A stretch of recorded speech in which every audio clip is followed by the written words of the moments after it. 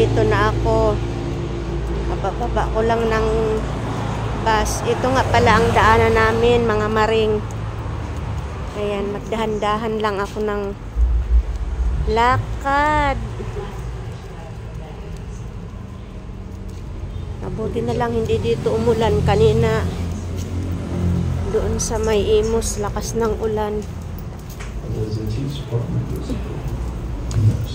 Yes, ito yung daanan namin.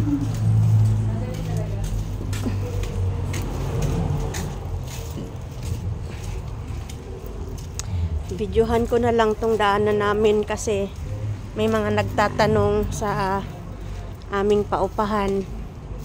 So ito, para maipakita ko sa kanila na ito ang daan namin. Tapos ikot tayo. Tingnan natin doon. Ayan yung highway kung saan ako bumaba. Yan. Sige, balik tayo.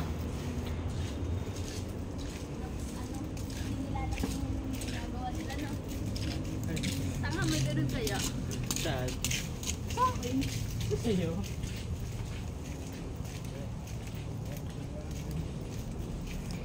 Yes, ito ang daanan namin. Lakad tayo hanggang makita natin ang aming bahay. Motor lang dito ang nakakapasok na sasakyan.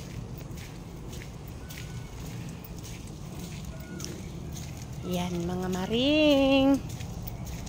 Oh, diba? Ang ganda dito kasi presko, malamig. At yung mga halaman ko, miss na nila ako. Nakikita ko na yung blow house. Ayun o, nakita nyo yung bubong na yun na kulay blue.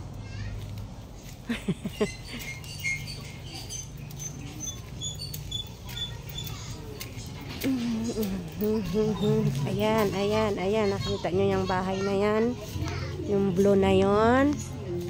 Ayan ang sa amin.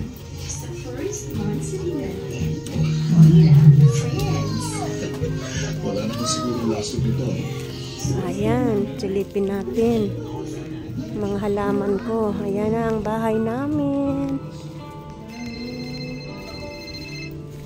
Wala yung cellphone nito, mukhang may tumatawag. Bukas ang gate. Baka pinasok na naman dito ng aso. Ayan o. Dito na ako sa bahay namin.